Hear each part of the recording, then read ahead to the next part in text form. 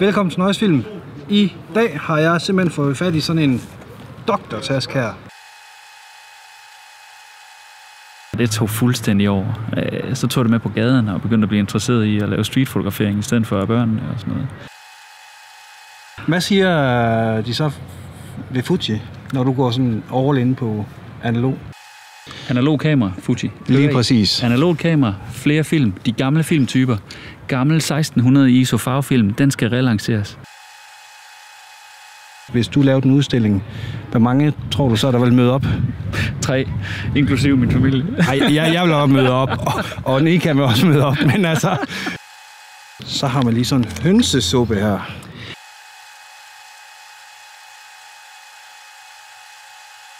I bad mig jo om at lige tænke over, hvad mit yndlingskamera var. Ja. Jeg har et yndlingskamera, men det er et digitalt kamera, så det duer. Er det toppen? Altså, det er Fujifilm X100. Det er den. Altså, den er jeg stadigvæk... Den overgår alle dine analoge kameraer? Det gør desværre. Okay, vi stopper her.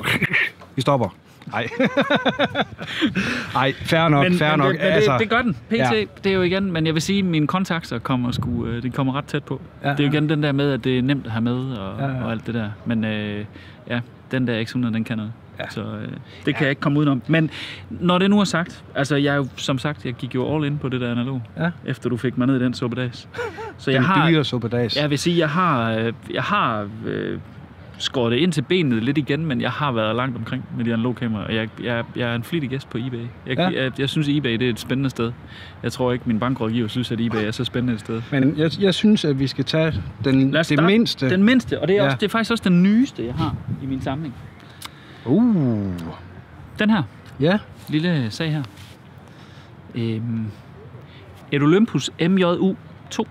Ja, fantastisk lille point and shoot. Ja.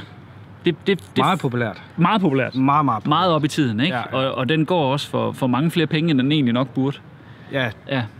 Den her... Jeg vil faktisk sige, vi lavede en test med den der og Yashica T5'eren. Ja. Nej, vi lavede en test. Der var Yashica T5'eren nok en del bedre end den her. Men jeg synes, den er sej. Den kan jo lige ligge i hånden og i baglommen. Og... Det er jo det, der er ved det, ikke? Den er jo, altså, de skriver bag på ultra kompakt, det må man fandme sige.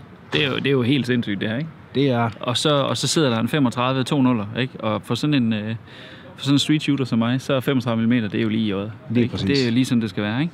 Så, og jeg fandt den på loppemarkedet. Man kan være heldig. Ja, hvad fik du den til? En 50'er. Det er edderpunk med billigt. Ja, det er sindssygt billigt. Ja. Han ville have solgt den for 40, hvis ikke der sad en gammel Super inde i. Ja. Men jeg tænkte, da han sagde det, jeg vidste godt, hvad jeg havde, så jeg tænkte, det er fint, den vil vi godt give en 50'er for. Den her. Altså, hvis du bliver træt af den, så vil du altid kunne tjene på den, må man sige. Ja, det tænker jeg. Indtil videre, børnene synes, den er sjov. Så får man børnene med ind på det der analog sjov. Ja. Ikke? Det er vigtigt. Så går vi lige lidt op i størrelse her. Der har jeg faktisk taget 2 versioner med, mest for bare at irritere den, ikke? Ja.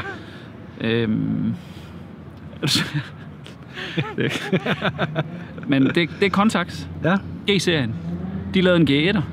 Det er den, som Nick desværre blev nødt til at nøjes med. Ja. Og så lavede de en G2'er. Og Nick han vil helt vildt gerne have haft G2'eren. Helt vildt. Ja. Han spurgte også mig lidt. Vi skrev lidt sammen. Og jeg sagde til ham, prøv at høre Nick. Jeg synes faktisk G1'er, den er lidt federe. Ja. Og det synes jeg faktisk stadig, den er. Jeg kan ikke sige dig, hvorfor jeg synes, fordi den er jo sådan lidt et underline kamera i, at den går kun til den går til en 2.000 del i lukker. Den her, den kan køre helt op til en 6.000 del. Det er jo meget lækkert, når vejret er som sådan her. Ja. Men den er lidt mindre, og den er sådan lidt tyndere, og den er sådan lidt mere handy. Jeg synes bare... jeg har faktisk aldrig nogensinde holdt en toer. Jeg er enormt glad for etteren. Men de her kameraer, det er jo fuld automatiske. Det ligner rangefinder, det har ikke en skid med en rangefinder at gøre. De er bare fuld automatiske, og der er autofokus, og den er lige så pålidelig som en hund i løbetid. Men altså, jeg har jo haft en G1'er i et par måneder. Det er faktisk rigtigt. Ja. Jeg kunne ikke vende mig til det. Du blev ikke venner med den? Nej. Jeg vil sgu gerne have, at det skal være lidt mere manuelt. Ja. Men den tager fantastisk gode billeder. Fuldstændig. Ja, og glasset her, det der sejsglas, man kan købe hertil, det er jo helt suverænt. Ja. Den her 28 mm, det er nok den bedste 28 mm, jeg nogensinde har prøvet. Ja. Den er helt suveræn. De er knivskarpe. Fuldstændig. Så det er jo nogle lækre kameraer, og de er små, og de er lige til at have med. Og igen, jeg har også, ligesom dig, en forkærlighed for Leica, og har også haft det fleste, men jeg har faktisk solgt det lidt fra. Ja. Så jeg har ikke et eneste stykke i mit hjem, der står Leica på. Så er du alligevel også du havde et par stykker. Ja, det må man sige. Ja. Også de digitale og de analoge og sådan noget. Så, ja. Men, det er sjovt, du ikke har bare gemt et. Ja, jeg ender også med at købe en M6 igen, tror jeg. Ja. Den kan, jeg kan ikke helt undvære den. Jeg tror, jeg solgte min M6'er, men der skød jeg ikke rigtig film endnu, sådan rigtigt. Og det er faktisk M6'eren, det er den, jeg har nu. Altså, ting går jo, ikke? Ja, men det er jo en god M6'er, den der. Så ret sjovt, at lige hernede mellem benene er Jonas' gamle M6'er. Det er jo et smukt kamera. Det kan man fandme ikke komme ud af. Jeg har jo skudt 120 i rigtig lang tid. Ja. Og efter jeg fik den her i hånden, så er jeg gået lidt tilbage igen. Den er knivskarp. Den er lækker. Så har jeg også, og det er også en relativt nyt køb, det her. Ja. Den er jeg blevet vanvittigt glad for. Meget, meget hurtigt. Ja. Det er også et ordentligt optik, du har på. Jamen, og den her, altså, den er ny. Det er en Nikkor 50 mm 1.2. Ja, okay. Jeg købte den igen på det der loppemarked. Ja. Og den koster en 50. Det er satan billigt. Ja, det er meget, meget billigt. Du har været rimelig heldig ude på det der loppemarked. Ja, det var et godt loppemarked i Hov. Det vil jeg godt anbefale. Eller det vil jeg ikke. Nej. Det lå et sted i Hov. Eller i Hov omegn. Måske knap Hov. Ja. Så, måske langt væk fra Hov. Ja, langt væk fra Hov. Ja. Esbjerg. Man skal jo faktisk holde sådan noget ret hemmeligt. Ja, det skal man faktisk. Men nu er det heller ikke... Ja, så, men den... det her, det er jo Nikon FM. Nikons gamle konsumkamera, da de gik væk fra det, der hed Nikomat, og så startede op med noget, der hed Nikon. Og altså, det her kamera, alt lige fra lukke lyden til spejlet, til søgeren, alt er bare virkelig, virkelig lækkert på det her kamera. Og designmæssigt, altså, den står lige i skabet, den her. Det er sådan spejlrefleksens analog, den her. Den er meget flot. Ikke? Prøv at vise den over til... Det er sådan spejlrefleksens Leica, den her, hvis du spørger mig. Det er meget, meget lækkert. Meget flot. Ja.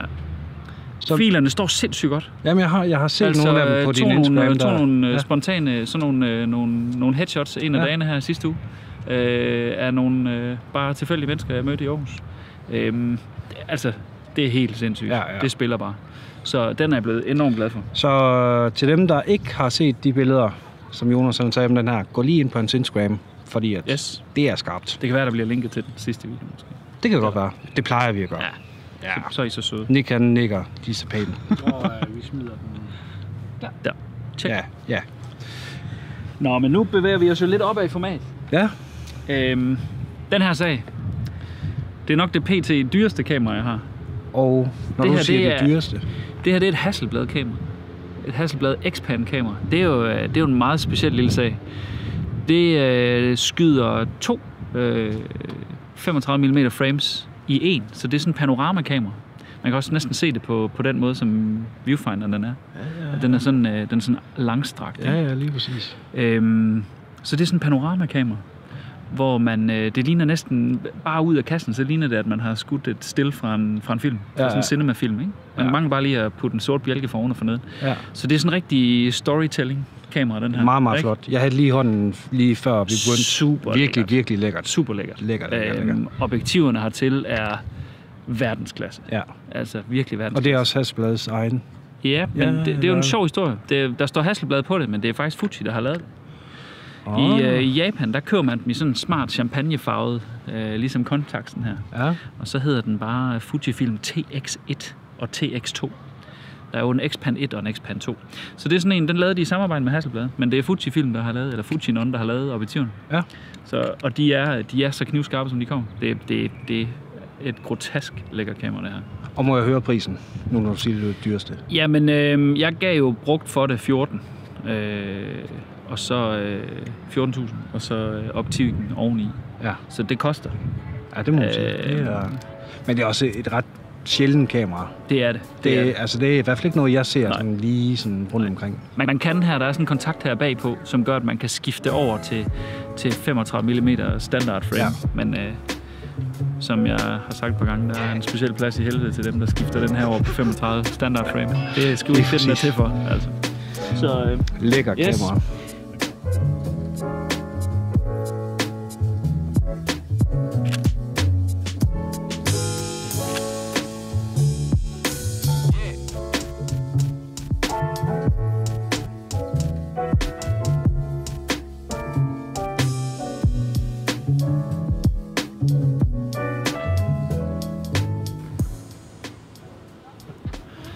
Han strækker lige. Ja, han står lige og strækker lidt ud. Jeg synes, at vi lige skal køre nogle billeder. Vi har været ude og tage lidt billeder af nogle fiskere, som Jonas så nok har været ude og tage lidt før os. Så lad os lige køre dem her. Alle sammen fra Jonas, mig og Nick her.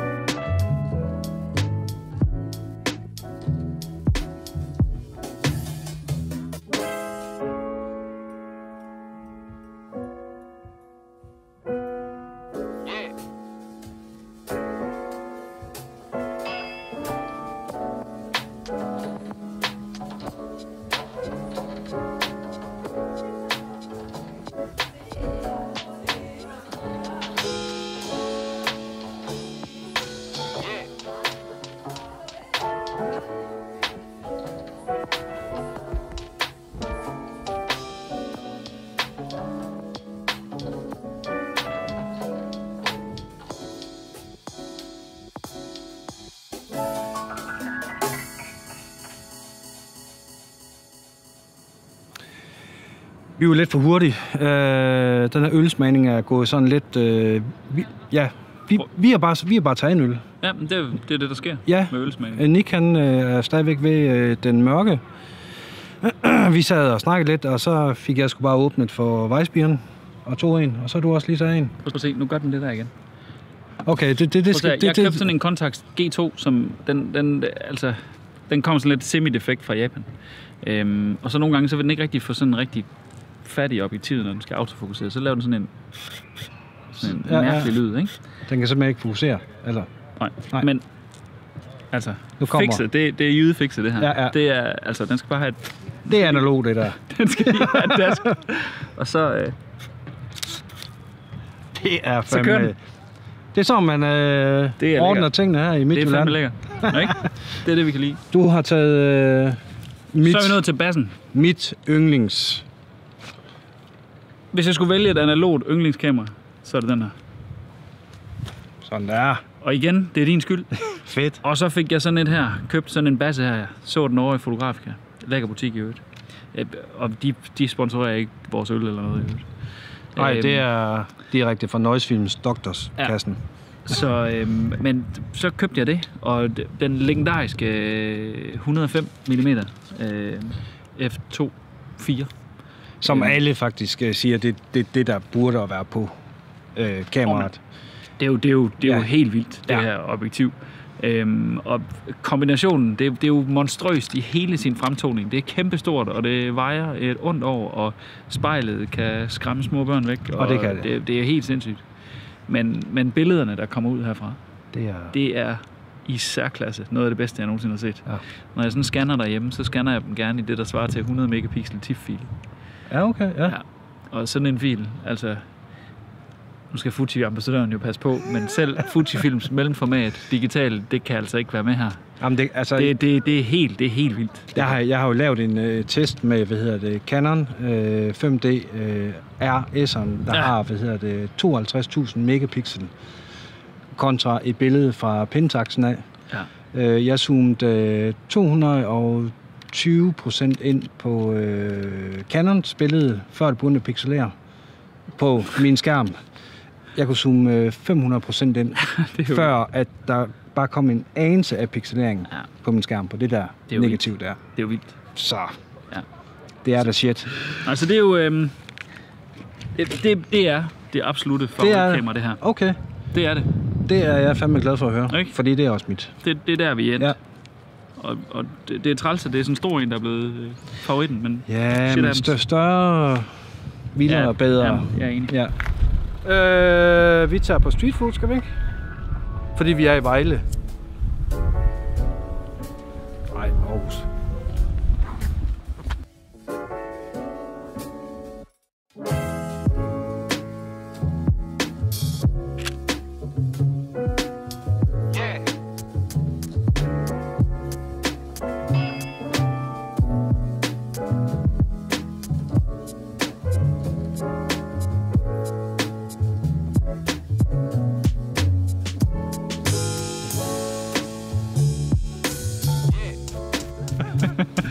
Nå, hvad har du mere? Sidste kamera i posen. Ja. Den har jeg egentlig bare taget med sådan til lejligheden i dag.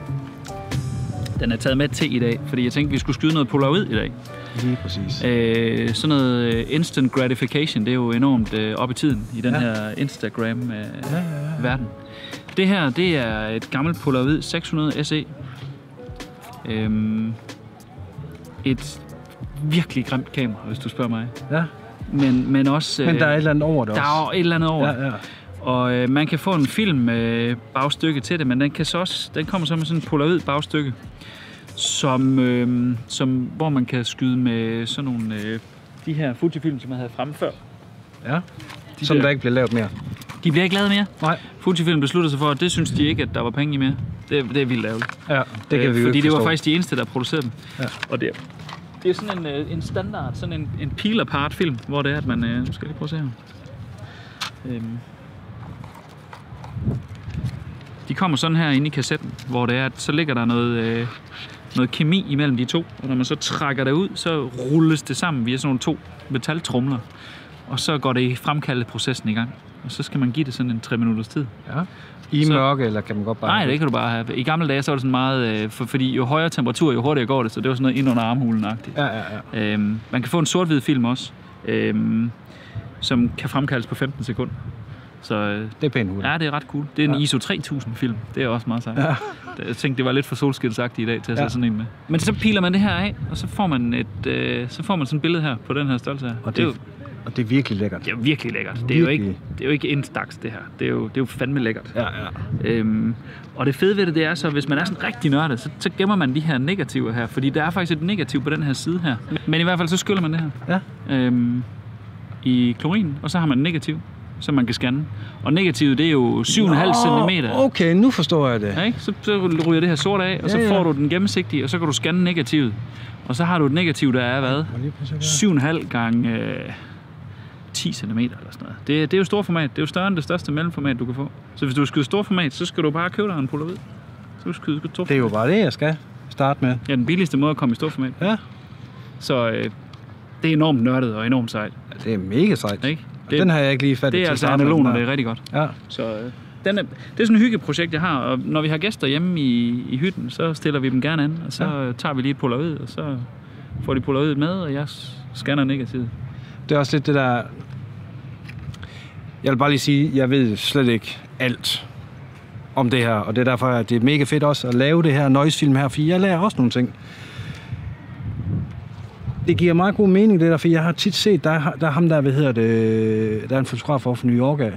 Ja. Sådan en gammel, Ja, lige præcis. Ja. Ham, der sidder ude for en BH-foto, eller hvad? Lige præcis, han har sådan en kæmpe flash og sådan noget, og han tager altid skud, og så giver han, billedet til dem, der nu han har taget billeder, og så tager han negativen og tager del om den. Og så har han selvfølgelig også billedet til. Lige præcis. Det giver god mening. Super fedt, ikke? Ja. Det er en fed gestus, og det er igen det der med, hvorfor fotograferer man sådan for sjov, ikke? Det er en god måde at komme imellem mennesker på. Pissegodt. Det er super sejt. Pissegodt. Ja. Jeg synes virkelig, at du har en fed kamerasamling, og det er jo kun halvdelen, ikke? Ja, jeg tænker, du har jo ret meget derhjemme også. Det er skræmmende, men så det skal vi jo slet ikke sidde og reklamere med her. Men det er simpelthen det, jeg havde taget med i dag. Ja, så jeg synes virkelig, at de er lækre. Jo, tak. Jamen, skal vi ikke bare prøve at se, om der er en øl mere, og så bare lige sidde hyggeligt? Det gør så nu står vi med at snakke. Det gør vi. Okay. Skål. Jeg skal ikke lade dig hænge. High five.